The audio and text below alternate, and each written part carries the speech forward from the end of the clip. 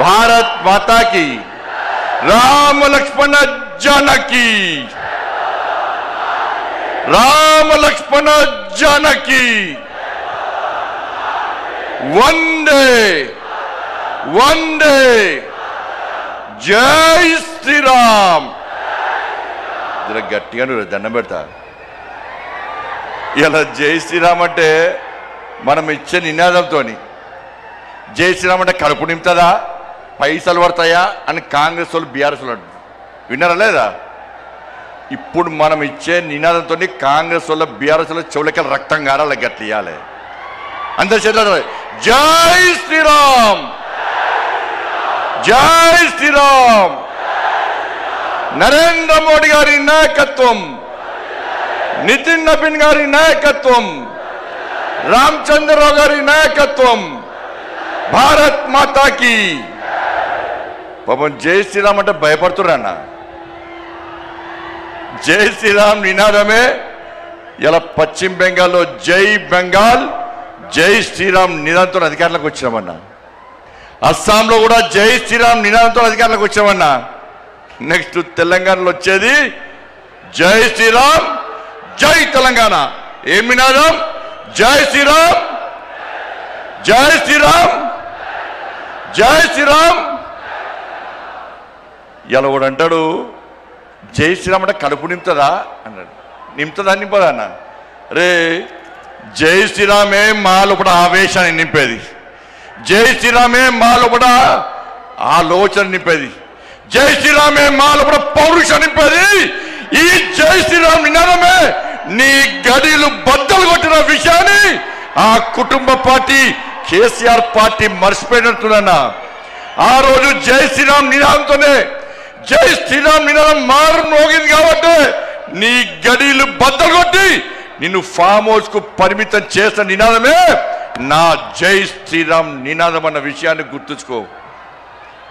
ఇలా మోడీ గారు జై శ్రీరామ్ నినాదం పెట్టుకునే 9,400 కోట్ల రూపాయలు ఇవాళ తెలంగాణ రాష్ట్రానికి ఇచ్చిందన్న. మోడీ గారు జై శ్రీరామ్ నినాదంతోనే ఈ తెలంగాణ రాష్ట్రానికి అభివృద్ధి నిధులు ఇస్తుండనా. ఇలా మోడీ గారు నిధులు ఇచ్చడం వరకు ఇవ్వబడబట్టే తెలంగాణ రాష్ట్రంలో పాలన కొనసాగుతుంది తప్ప మోడీ గారు లేకుంటే ఇవాళ తెలంగాణ రాష్ట్రంలో ప్రభుత్వం నడిచే పరిస్థితి లేదు. మేము నిధులు తీసుకొస్తున్నాం, మోడీ గారు నిధులు ఇస్తున్నారు తెలంగాణ రాష్ట్రానికి. మేము తెలంగాణ రాష్ట్రానికి నిధులు తీసుకొస్తే మీరేమో తెలంగాణ నుంచి నిధులను పైసలను ఇవాళ ఢిల్లీకి మోస్తున్న కాంగ్రెస్ వాళ్ళు. ఇలా మోడీ గారు హిందీలో మాట్లాడతారు. ఇలా మోడీ గారు హిందీలో మాట్లాడే ఏ హామీని కూడా విస్మరించుకొని ఇలా నెరవేర్చే ప్రయత్నం చేస్తున్నాను మోడీ గారు.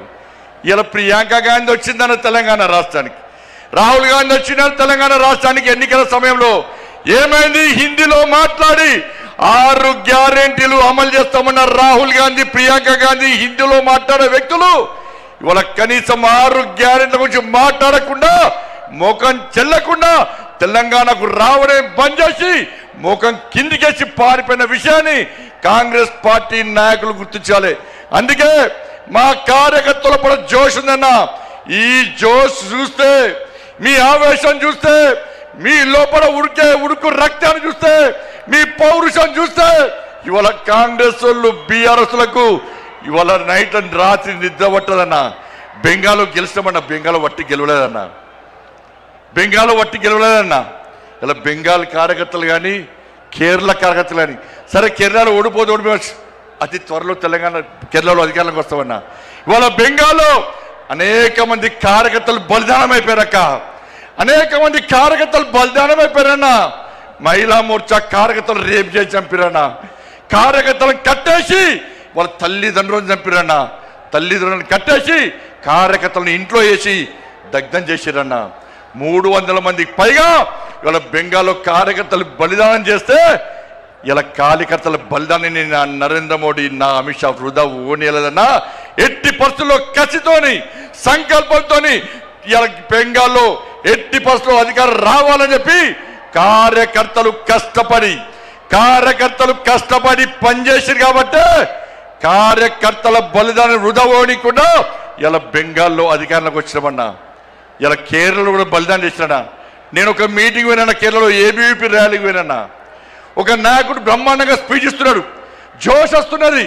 ఆ నాయకుడు మాట్లాడి ఒకటిసారి ఇక్కడ నుండి ఇతనిసారి కన్ను బయటకు వచ్చిందన్న. ఆశ్చర్యపోయినాం.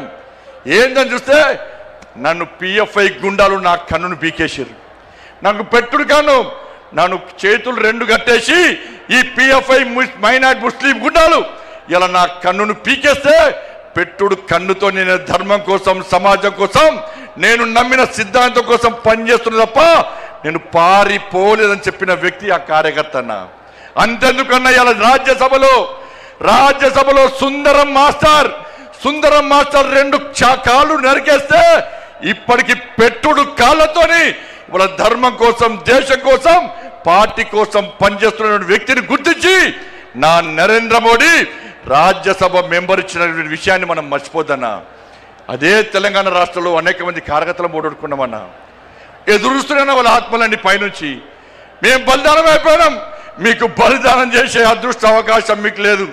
మా కోసం పనిచేయండి, మా లక్ష్యాన్ని నెరవేర్చండి, మా బలిదానాన్ని గుర్తించండి, తెలంగాణ రాష్ట్రంలో భారతీయ జనతా పార్టీని అధికారంలోకి తీసుకురండి అని చెప్పి ఆ పైన ఉన్నటువంటి అమర వీరులు మనకు కోరుతున్నా. ఒక్కసారి గుర్తుంచుకోండి. చిన్న అభిప్రాయ భేదాలు ఉంటాయన్న, వాటిని పక్కకు పెట్టాలి. మన ఒక ఫ్యామిలీ, ఒక కుటుంబం, ఇంత పెద్ద మా సైన్యం ఉంది, ఇంత పెద్ద మా కుటుంబం ఉందని భావించే ఈ వేదిక మీద నాయకులం అందరం కూడా కలిసి కట్టుగా ఈ తెలంగాణ రాష్ట్రంలో మోడీ రాజ్యం కోసం, రామ రాజ్యం కోసం ఇలా పరితపించి 24 గంటలు కష్టపడి పనిచేస్తున్నామన్నా. ఒక్కసారి ఆలోచించండి. ఈ తెలంగాణ రాష్ట్రంలో నిధులు ఇచ్చేది మనం, ఇలా అభివృద్ధి చేస్తున్నది మనం. ఇవాళ రైతులు రోడ్ల మీద చూస్తే కొనుగోలు ఇప్పటికీ ప్రారంభించకపోవడం వలన ఇప్పటికే కొనుగోలు పూర్తి కావాలి. వర్షాలు పడి, వడగల వానలు పడి వాళ్ళ రైతులు రోడ్ల మీద పడిగాపులు కాస్తే ఇంతవరకు కొనుగోలు ప్రారంభించకుండా రైతులను హరిగోస పెడుతున్న ప్రభుత్వం కాంగ్రెస్ పార్టీ ప్రభుత్వం. ఇలా పైసలు ఇచ్చింది మనం, కొనుగోలుకు డబ్బులు ఖర్చు పెట్టేది మనం, నిధులు ఇచ్చేది మనం, మధ్యవర్తిత్వం వహించి కొనుగోలు ప్రారంభించకుండా రైతులను నడ్డి విస్తున్న ప్రభుత్వం ఇలా కాంగ్రెస్ పార్టీ ప్రభుత్వం. ఉద్యోగులకు డిఏ లేవు, పిఆర్సీ అమలు లేదు, నిరుద్యోగులకు ఉద్యోగం లేదు, నిరుద్యోగ వృద్ధి లేదు, విద్యార్థులకు భరోసా కాలేదు, 2500 మహిళలకు లేవు, 4000 రూపాయల ఆసరా పెన్షన్ లేదు, అందరికీ రైతు భరోసా లేదు, అందరికీ రైతు బోనస్ లేదు. వాళ్ళు ఏమీ లేకుండా ఇలా 6 గ్యారెంటీలు పక్క పెట్టి కేవలం ఢిల్లీకి పైసలు పంపడే లక్ష్యంగా ఇలా రేవంత్ రెడ్డి ప్రభుత్వం పనిచేస్తున్న విషయాన్ని ఒక్కసారి గుర్తు చేసుకోవాల్సిన అవసరం ఉంది. ఇలా ఇచ్చేది మనమన్నా. ఒక్కసారి నాతో పాటు చెప్పండి అన్నా. ప్రధానమంత్రి గరీబ్ కళ్యాణ్ అన్న యోజనకు బియ్యానికి పైసలు ఇచ్చేది ఎవరన్నా? ఇవాళ బియ్యానికి పైసలు ఇచ్చేది నరేంద్ర మోడీ ప్రభుత్వం అన్నా. స్వచ్ఛ భారత్ మిషన్ పైసలు ఇచ్చేది ఎవరన్నా? జాతీయ రహదారులో పైసలు ఇచ్చేది ఎవరన్నా? రైల్వే నిధులు ఇచ్చేది ఎవరన్నా? శ్మశాన వాటికలకు పైసలు ఇచ్చేది ఎవరన్నా? కొనుగోలుకు పైసలు ఇచ్చేది ఎవరన్నా? వాళ్ళ శ్మశాన వాటికలకు పైసలు ఇచ్చేది ఎవరన్నా? అన్ని నిధులు మనమే ఇస్తుంటే, 1000 కోట్ల రూపాయల నిధులు మనకు వస్తుంటే ఇవాళ కాంగ్రెస్ పార్టీ ప్రభుత్వం మాకు ఏమి ఇస్తలేదని ఎలా భారతీయ జనతా పార్టీ ప్రభుత్వాన్ని బదనాం చేసే ప్రయత్నం చేస్తే అడ్డుకోవాల్సిన బాధ్యత మనకుదన్నా. ఇలా సనాతన ధర్మం కోసం పనిచేస్తామన్నా, ఈ తెలంగాణ రాష్ట్ర అభివృద్ధి కోసం పనిచేస్తామన్నా.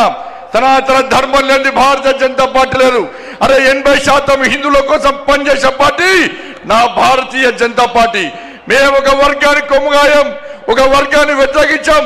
మేము సనాతన ధర్మానికి అడ్డొస్తే, నా ధర్మాన్ని హేళన చేసే ప్రయత్నం చేస్తే, నా సమాజాన్ని చీల్చే ప్రయత్నం చేస్తే ఏ భారతీయ జనతా పార్టీ కార్యకర్త ఊరుకునే ప్రసక్తి లేదు. మేము అల్లాను కించపరచలే, మేము యేసు ప్రభుని కించపరచలే, కానీ నా రాముని కించపరిస్తే, నా భగవంతుని కించపరిస్తే, నా సమాజాన్ని హేళన చేసే ప్రయత్నం చేస్తే ఊరుకునే ప్రసక్తి లేదన్న విషయాన్ని కాంగ్రెస్ పార్టీ, వాళ్ళ కమ్యూనిస్టు పార్టీలు కానీ బీఆర్ఎస్ పార్టీ కానీ గుర్తుంచుకోవాలి. అందుకే భారతీయ జనతా పార్టీ కార్యకర్తలారా అందరం కలిసి పనిచేద్దాం. నేను ఏ రోజు కూడా పార్టీ తల వంచుకునే పని చేయనన్నా. ఇలా పార్టీ కోసం పనిచేస్తాం. మేమందరం కూడా ప్రతి భారతీయ జనతా పార్టీ కార్యకర్త జై శ్రీరామ్, భారత్ మాతాకి జై అని నేను భారతీయ జనతా పార్టీ కార్యకర్తలని చెప్పి తలెత్తుకొని సగర్వంగా తలెత్తుకునే విధంగా పనిచేస్తుంది తప్ప పార్టీకి తల వంచే పని చేయనన్నా.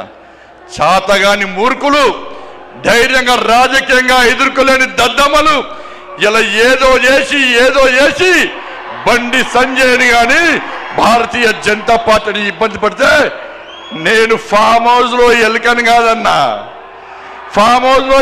కాదన్నా, నేను నా అయ్య పేరు చెప్పి రాజకీయాలు రాలేదన్నా, నా తాత పేరు చెప్పి రాజకీయాలు రాలేదన్నా, ఏదో జెండా పెట్టి అంటే రాలేదన్నా. నేను కాశాపు జెండాను, కమలపు జెండాను భుజం మీద మోసుకొని సామాన్య కార్యకర్తగా నా రాజకీయం ప్రారంభించి ఒక రాష్ట్రీయ స్వయం సేవక, ఒక ఏబీవీపీ కార్యకర్తగా, ఒక యువమోర్చా కార్యకర్తగా, ఒక నరేంద్ర మోడీ శిష్యునిగా భారతీయ జనతా పార్టీ కార్యకర్తగా పనిచేస్తున్నప్ప సగర్వంగా భారతీయ జనతా పార్టీ కార్యకర్తని తలెత్తుకొని తిరిగి పనిచేస్తున్నప్ప తల వంచే పని చెయ్యన్నా. నన్ను నమ్మండి అన్నా, తప్పుడు ప్రచారం నమ్మకండి అన్నా, మా ఎంబడి ఉండండి, ఇక వదిలిపెట్టే ప్రసక్తే లేదు. ఈ రోజు నుంచే మోడీ గారు ఈ రోజు వచ్చిపోయిన తర్వాత ఈ రోజు నుంచే తెలంగాణ రాష్ట్రంలో ధర్మం, తెలంగాణ అభివృద్ధి, ధర్మం ఆధారితంగా తెలంగాణ రాష్ట్రాన్ని అభివృద్ధి చేయాలంటే జై శ్రీరామ్, జై తెలంగాణ, జై శ్రీరామ్, జై శ్రీరామ్. ధన్యవాదాలు. జై శ్రీరామ్, జై తెలంగాణ.